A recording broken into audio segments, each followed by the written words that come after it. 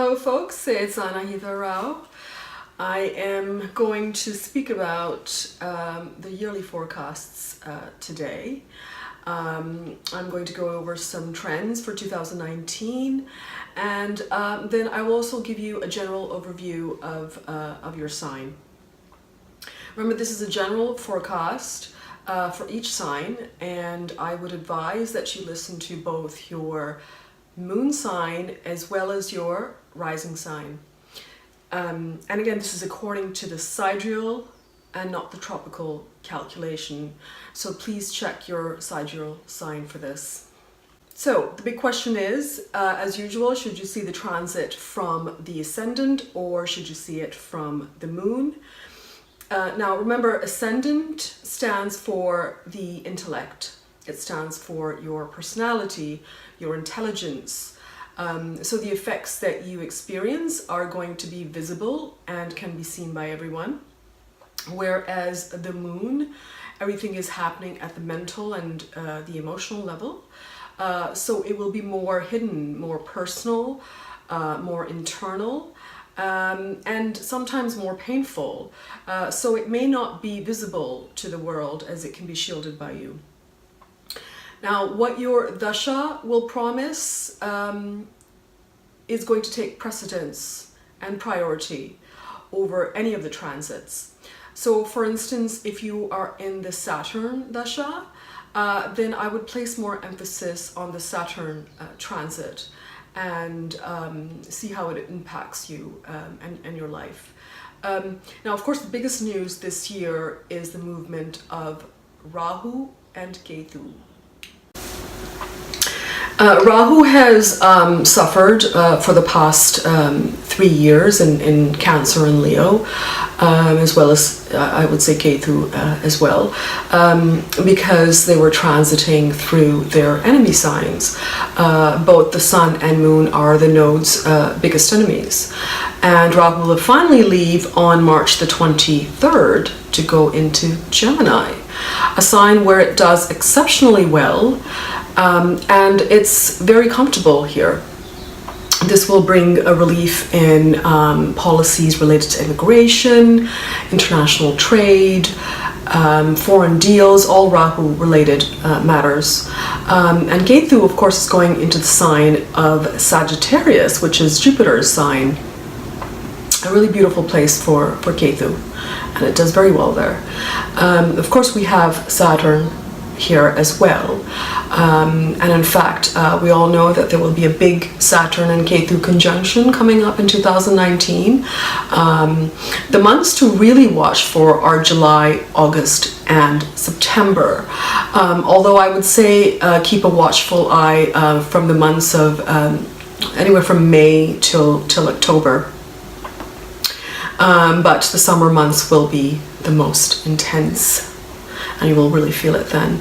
Another period to be watchful for this year is the period between June the 2nd and June the 16th, as we have a Mars-Rahu conjunction then, which is a very, very close conjunction, particularly given the fact that there will also be at the same time the opposition, the exact opposition, in fact, between Mars and Saturn on June the 14th.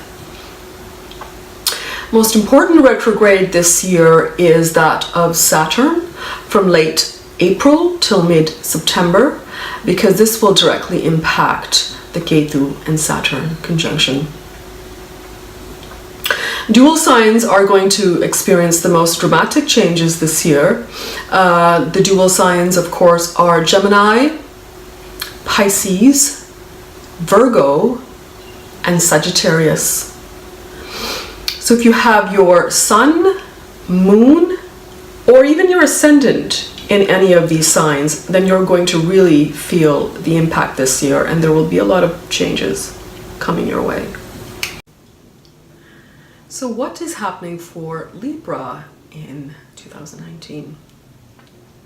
For Libra, it's going to be a comeback year after several tough years, and it could mark a year of fresh new beginnings.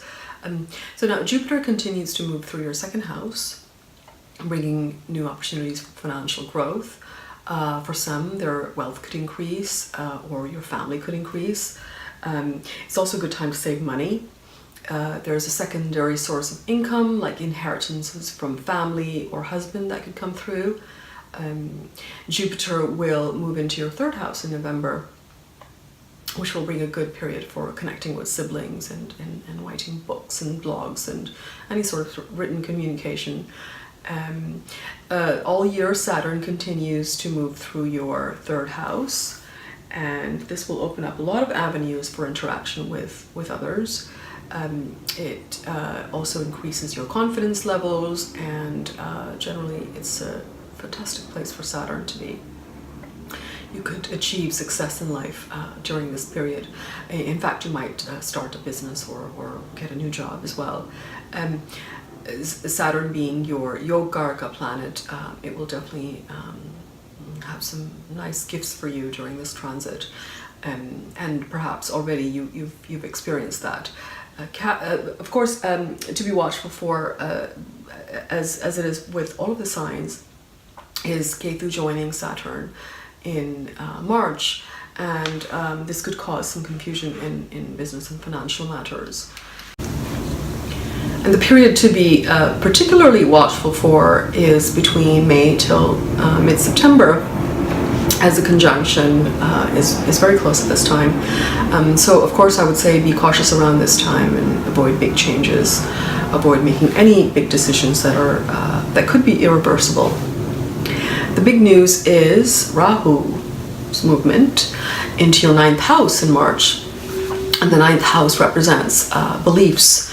So this transit can get you to think beyond your conventional beliefs and philosophies. It can be connected to work, those beliefs. It can be connected to the environment or your politics or anything like that. This house also represents travel. So you might feel the urge to travel to a foreign country. Rahu from here aspects your 5th house of children and 1st house of identity. So these areas will get a boost. This may create a desire to have children or to change your image or your appearance in some way.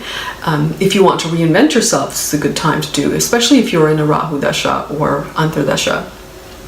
And this period is especially good for any kind of creative endeavors.